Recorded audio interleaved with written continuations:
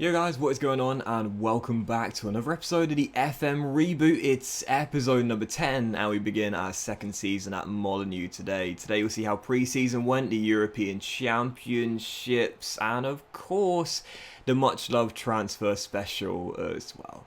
Let's get to that first. Now, the reason I'm not getting too excited, despite the fact we've had a very busy transfer window, actually a very active transfer window, lots of money getting spent and raised as well, is because my manager rating, you might have seen it on the homepage, remains as an E, and we've got some tough fixtures to start the season off. I don't know why. I just feel as though surviving the first month is going to be very tough indeed. This might be like the first ever season opener and series finale I've done together, you know.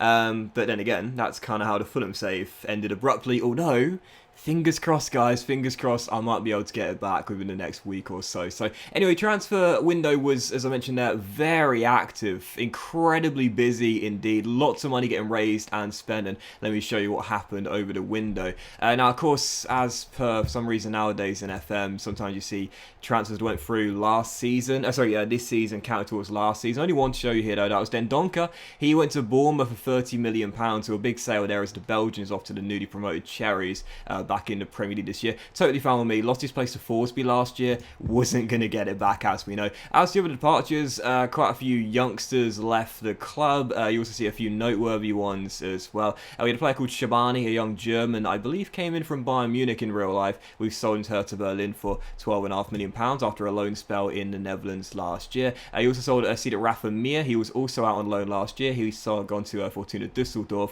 with the poor mental stats. I was totally fine letting him go on a cut price deal. The other noteworthy departures, John Ruddy going to Derby at the end of his contract, totally fine with me. As we know, Bruno Alves is leaving, and also the most noteworthy departures here. First, the youngster, the young right back, Even Hover, who of course was signed from Liverpool. He sold into Arsenal. I don't think he's going to develop into an amazing fullback as the years go by, and I trust Connor Roberts and Nelson Semedo right now, so wouldn't get much game time anyway. But also, the two biggest departures outside of Dendoncker, Markel, who was our backup left back last year, he's gone to Nice for a cut price deal, totally fine with me, in the final year of his contract. And the big sale, as you can see, Johnny going to Inter Milan. Obviously, he had the cruciate ligament damage last season, so we barely played him at all. And I mentioned I was going to sell him in the summer. I did, and I got to say, for £20 million, I think that's a really good sale there for the Spanish fullback. So those are the sales. Lots of money getting raised in the transfer window. I think in the end got 44.5 mil for this season, and the 30 from Dendoncker. Yeah, over 74.5 mil in total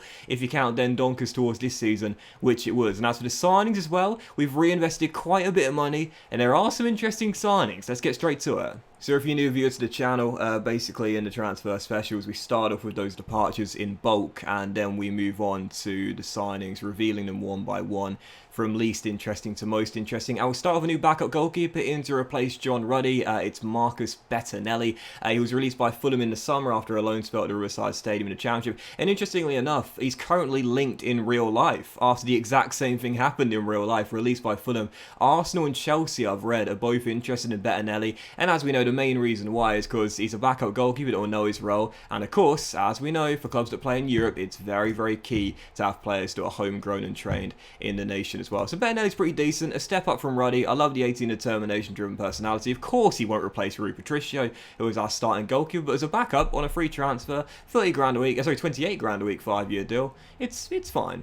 Next up, a player returning to Molineux after a loan spell last season. Yes, we've got him back on another one-year loan deal. Once again, no future fee arranged with Barcelona because it simply wasn't going to be possible. And, you know, last year, Francisco did pretty decent for us. You know, he was all right coming in on loan from Barcelona. 4 goals and 2 assists in 30. Doesn't sound great, but I think he was okay. And as we know in FM this year, I don't know whether it's just me, but inside forwards aren't exactly the most effective of players in terms of their goal/assist to game ratio. But as we know, Trincão's pretty decent. He developed a little bit last season. He was alright, and again, physically, very well balanced, mentally, very, very decent, and technically, very good indeed. So just like last year, Trincão is back on a 1-year loan deal, and I'm pleased with that. It's just keeping it realistic, you know? And speaking of players returning after a loan deal last season, yep, it's another one. Ait Nouri has indeed signed a permanent deal here at Molineux. Obviously on loan last season from Angers on a 1-year loan deal.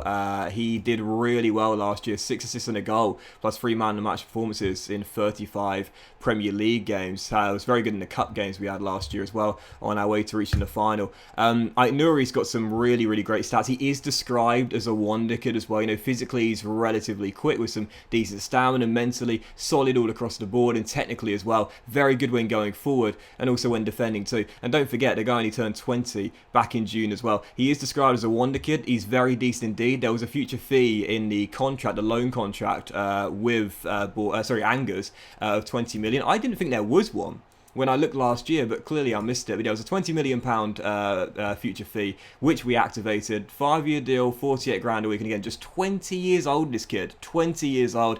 He is a certified wonder kid and probably our left back for all the years we're at Molineux. So just the two signings to show you. Getting through this pretty quickly here. They both cost the exact same amount of money. I think they are both as interesting as each other.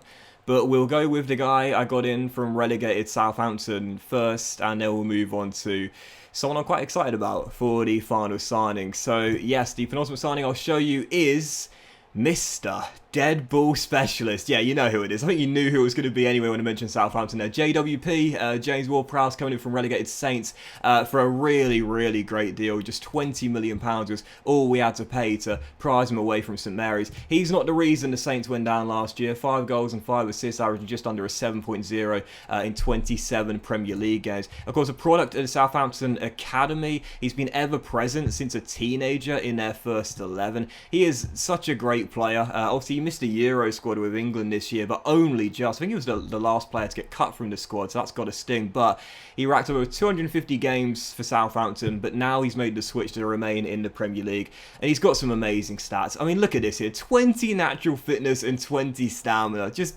perfect, man, and mentally as well. 17 determination, 16 teamwork, 19 work rate with 16 vision, and 18 leadership. The guy is fantastic both physically and mentally and technically as well. As we know, this guy can whip a ball in, 20 corners with 18 crossing and 15 technique as well. He's also got free kicks 20 as well, so when we get a free kick on the edge of the area, you know JWP is going to be placing it down. But 15 passing, 13 first touch isn't bad either. Now, I have said, I promised him I will be playing in the box-to-box midfield role. I kind of regret giving him that promise because we don't operate with a box-to-box midfielder. We do ball and midfielder and deep line playmaker, but I promised him that he'll play there. I don't know if he will though, so I might break that promise to him. It is an expensive contract. It is 85 grand a week on a 5-year deal, but I love the mental stats. I love the 20 for natural fitness and stamina. Technically as well, this guy is really good when the ball is dead. JWP in for £20 million as well. That's a bargain. So the final signing is probably actually just as exciting as JWP. They're both really, really exciting players, to be fair, for different reasons. And I must say as well, I think this guy is the long-term successor for Willy Bolly alongside Connor Cody as part of our central defence partnership. Welcome to Molineux. Christopher Eger, the Norwegian who's coming from Celtic, actually for £1 million less than JWP, for £19 million. But just like JWP, decent physicals, fantastic mentals, and technically really good when playing out from the back. And as you can see, he can play all through the spine up to CM as well. And with the passing, the first touch, the vision, you can see why this guy is very comfortable when the ball is his feet. So as you can see, he joined Celtic a few years ago, and since then has been ever present at Parkhead. Last year, I was just 7.28 in the Scottish Premier Division with 5 assists and a goal in 31 league games. And again, for 19 million, interestingly enough, there was minor interest from Real Madrid, and I was like, as soon as I put a bid in, Real Madrid are going to come in for him and that'll be that. But Real Madrid never put a bid in, and Christopher decided not to wait and just signed with us on a 5-year deal, 60 grand a week contract. Really, really decent contract that for, again, just a 23-year-old. Only turned 23 in April, already capped 32 times for Norway as well. He's got some lovely traits for a ball-playing centre-half. Dictates tempo, tries to play out of trouble, likes ball-playing to feet and brings ball out of defence as well. Really like that on a ball-playing defender. And again, you know, physically, 6'5", so really, really tall with 16 jumping, 14 14 strength, 14 pace, ain't too bad either. And again, mentally as well, 18 determination, 16 leadership. I think we had a bit of a leadership void here last season. Hopefully now the signs of Asia and JWP will make up for that. With 16 teamwork, 15 work rate, and again on a ball playing centre half here, 13 decisions, not too bad, but 15 anticipation, 13 composure, with the 15 vision, and technically as well, 14 first touch and 15 passing. Very decent for a ball playing defender, with 15 heading, 14 marking, and 14 tackling, 14 technique as well. So a pretty decent player with a driven personality, and again, a really decent youngster that I do believe will be the long-term successor for Willy Bolly. So in the end, I think when you assess the transfer window, it was all about smart signings. I think they were really, really smart. Trincao coming back on loan, activating the future fee with Angers for Nuri for 20 million for the Wonder Kid, JWP for 20 from recently relegated Southampton was decent as well, as was 19 mil for a player that was wanted by Real Madrid, and Bettinelli as a backup on a free as well. Very smart transfers, and combined, we spent, what was it in the end? I think it was 39 million for the signings, but we raised much more money with the outgoings. Again, 44.5 mil. What? No, that is right. Sorry, that counts from... Wait, what? Sorry, my maths is terrible. Yeah, so it's 44.5 mil, but also, of course, the Dendonka deal was technically for this season as well in the summer. So really, you look at 74.5 mil getting raised and much less getting spent as well. Again, if you're new viewers to the channel, then you'll find out very quickly. It's very important to me making sure the finances are pretty secure. And of course, to start the season off, we didn't have much in the bank balance, but we had a massive transfer budget. I said I wasn't going to put us in the red significantly, and I haven't. We're pretty healthy right now in terms of our bank balance, despite the signings of Ward-Prowse, Azure, and some others as well. So yeah, I've got to say, I'm pretty happy with how he handled the window. I think really, if you look at the squad here, I think we've got slightly better than last year, possibly just slightly better than last year. Yes, I know we've lost Willian Jose that was on loan last season, but for the most part, I think we're probably just as good as last year, if not slightly better, with perhaps slightly more depth due to a few loan players coming back as well. I'm really happy with how the window went. So as for the dynamics, as you can see, after a shaky first season at Molineux, despite reaching the FA Cup final, it's pretty decent. It's pretty decent right now. Yes, my managerial support is not as high as I'd like it, but it's still in the green. The club atmosphere is very good indeed, as is the team cohesion too. The hierarchy right now looks like this, by the way. Jaume Coutinho, Conor Cody, and Rui Patricio are our team leaders, unsurprisingly, with Neves, a highly influential player, alongside Jimenez. I love the fact that Forsby is now highly influential as well. So the dynamics are pretty decent here.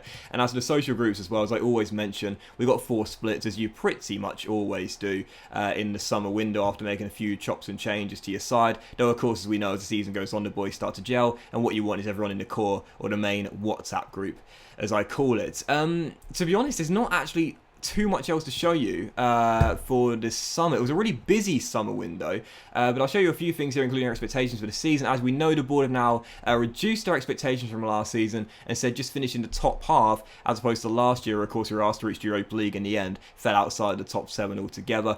FA Cup last year with the finalists, this year reached the quarter-final, and the same to the Carabao Cup, though of course we don't care about this competition whatsoever. And as for the season preview in the Premier League, this is where the media think will finish, 8th place. That'll be top 10, and again, I will take that for season 2. I feel like I'm missing something, but maybe I'm not. However, I will show you the European Championship. If you follow me on Twitter, you would have seen yesterday afternoon as I was playing through. Oh, I'm gutted. I'm absolutely gutted, man. Fair play to Croatia. They were European Championship winners in, as you'll see here, what I called on Twitter, a very interesting tournament tree. Isn't that a really interesting tournament tree?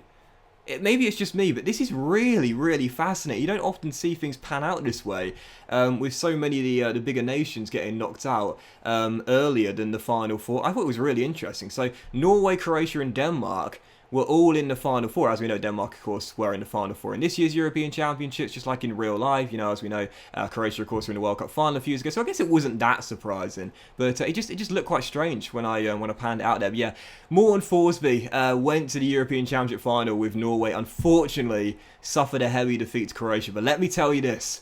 Morton will bounce back. You know this, man. 20 determination, 20 work rate. You know the guy's going to be spending all summer training. Literally the next day. He didn't go away for a holiday with his missus to have a break, try and forget about it. No, he was in the gym. He was in the gym 5 in the morning, baby. He was right back to work. So as for the preseason, this is how it went. We had a little tour of China, won our little Molyneux Cup. Other than that, won every single game, including the testosterone friendly game as well. And that is that. When you look at our fixture to start the season off, again, the reason why I started this episode off in quite a flat tone is because, as we know, my managerial expectation, performance rating grade, if you will, my managerial grade is an E.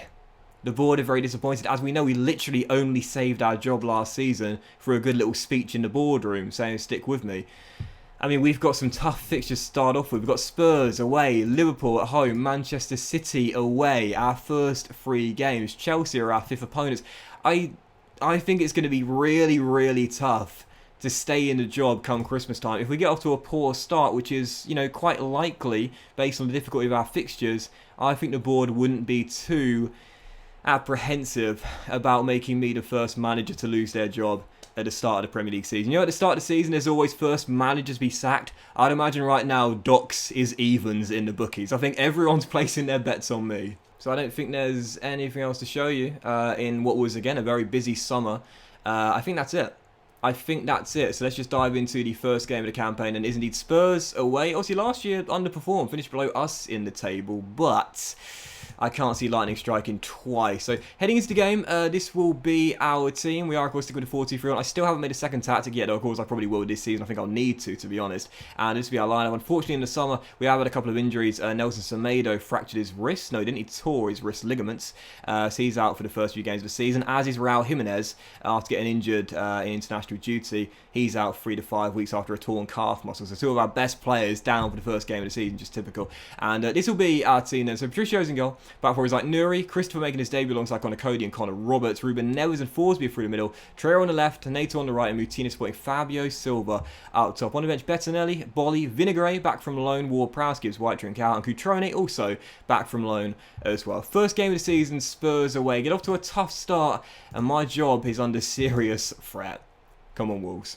I think if we lose like the first 2 of 4 games, I think I'll be gone. I really do. If we're like in the bottom 5, bottom 6 places come the end of August, I think the board will pull the trigger. I really do. I felt for sure they were going to do it at the end of last season. As Son is denied by a great save by Patricio, but the fact I kept my job, I mean, I was so surprised about that. But again, because of the tough fixture list to start the campaign off, I've been skating on thin ice for a while now. At some point, I'm going to fall through it. Oh, by the way, I did do something awesome in the summer as well, which I'll show you at the end of the game as... Oh, Donnarumma denying Fabio Silva from close range, which is give Ruben Neves a new contract. And it's one of the best contracts I think I've ever negotiated in FM history. As we know, Ruben Neves is a great young midfielder. There was major interest in the summer from big European clubs. You had Real Madrid, you had PSG, you had, I think it was Manchester United, all interested in the Portuguese midfielder. I think he's 23 years old, so really, really young, still to hit his prime.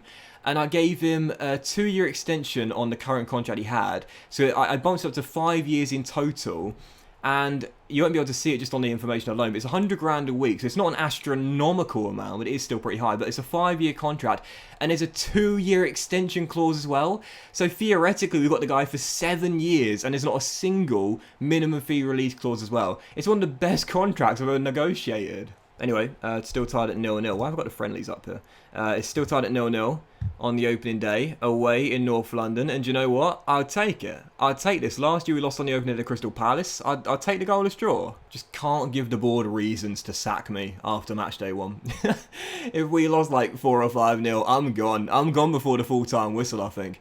So, yeah, if this is a goalless draw and how it does finish, maybe not the most action-packed of starts of the season, but I'd take it. I'd take it. There'll be positives to take with us back to Molyneux. As Reguilon is denied by Patricio, the second shot saved, and the rebound turned in. If there was ever a goal that summed up our luck in this series, it's that one. 2 great saves by our shot stopper, and then the rebound turned in. Unbelievable, seriously. We have had some serious misfortune in this save thus far, and it looks like it will continue in Season 2 as well. Hey, long way to go. Second half's only just began. We can still get back in this. Sissoko down the right. Ah, it's a brilliant crossfield, and Son makes it 2. Nothing unlucky about that. Just a brilliant crossfield from Sissoko. Brilliant finish from Son. 2-0 Spurs. Game's over. Has there ever been a manager sacked in the Premier League after one game? I think the ball lasted 3 or 4 at Crystal Palace a few years ago, but I think I might become the first manager in Premier League history to be sacked one game into a season. 2-0 down, and if it gets embarrassing, which is very, very probable, as Son flicks down and Mario hits the top of the crossbar, then I might be gone in the dressing room. God, oh man, this is just a nightmare. I mean, the reason why I wanted to take on this challenge is because I wanted the pressure from the very first season, but I haven't been able to handle it. I wanted the pressure, but I've cracked under it. Coutinho, ball through to Fabio Silva. Oh, gift, and we will take it. Eric Dyer's poor back pass latched onto by the teenager. Silva halves the deficit, 25 minutes. Right, going to take off Coutinho, is getting quite tired, hasn't played especially well either. JWP is going to come on. We're going to take off Nato for Trincao as well. And what we'll do now too is up our tempo and try and get a couple more chances as well. 24 minutes, still time. But you know, in the games where you're chasing a leveler and you say there's still time, it runs out quicker, doesn't it? It always runs out quicker. You know when you go to very attacking and go gung-ho over the final 10 minutes, you never get a chance, do you? As Forsby heads away Eric Dyer's duel, and our Adama Traore is on the move. And you know this guy is lightning quick, but the finish goes wide. Oh, he also signed a new contract in the summer, by the way, so that's something positive too. Although I don't think I'll be here for many of the years he'll be here at Molineux for. Harry Kane picks up that loose ball, back to the 2-goal scorer Son, beats Traore, beats another. What a brilliant piece of dribbling, and the shot just over. Do you know what? We've not played badly in this game, to be fair. If you look at the stats, we've done all right. I think I am going to leave the subs there. In fact, Vinagre on for right. Nuri's not playing especially well, and on a booking too. But I think that is going to do it. We've got 4 minutes to salvage a point, but I just don't see it happening. There is a chance here, though, as Traore heads clear, and Fabio Silva picks it up. This might well be our last chance, and that's what Fabio Silva decided to do. Go on, Chris, win that, son. Win that, well done. Big, towering Chris with the header. Traore picks it up. Come on, Wolves, not done yet. Battle back from 2-0 down. That'll be a decent result on the opening day. Trincao, yes! Get in! 43 seconds and Trincao might have saved my job. I can imagine the Wolves board making phone calls to one another watching this game on Sky Sports, and they say, hold on a second, lads. Hold on a second. Let's give him another game. Great ball by Ruben Neves. Francisco with their header, and if we hold on for the final few minutes, or possibly, I tell you what. Connor. Oh! Fuck me. Imagine if we won it. Oh, no. Come on, don't do this to me. No, Chris, you got to win that, son. Oh, what is that? What is that? What? I spent 19 million on ya. Fuck this game. Fuck this. I mean, I know we got a goal like that on the other end, but that's not even the fact we stay on the very attacking and the tactics remain as they were. That is just, you can't do anything about that. I'm not going to last August, man. I'm telling you, I'm gone before September. We were the underdogs out there and you gave it your best. Good effort, lads. If nothing else, the body language is good. But this is just my experience of FM21 in a nutshell. We perform really well against the big boys. But how many games, if you watch my Fulham save as well, against the bigger teams, have we lost in the dying seconds? This game should be re-nicknamed Heartbreak 21, because that's what it is. That's what it is. My job remains under threat. Would have been a decent result coming back from 2-0 down. I don't think I'm going to last very long. To be honest, I'm tempted to come back for the very next 2 games. I think if we lose them both, I think I'm gone. I might just do that. I think I might. Gutted. Absolutely gutted. Damn. Have a great day, guys. Much love to you. I hope you enjoyed the season opener. And I'll see you for the very next episode. And my job remains under serious threat. How much longer can I last? This is ridiculous, man. Have a great day. Much love. And I'll see you for the next episode very soon.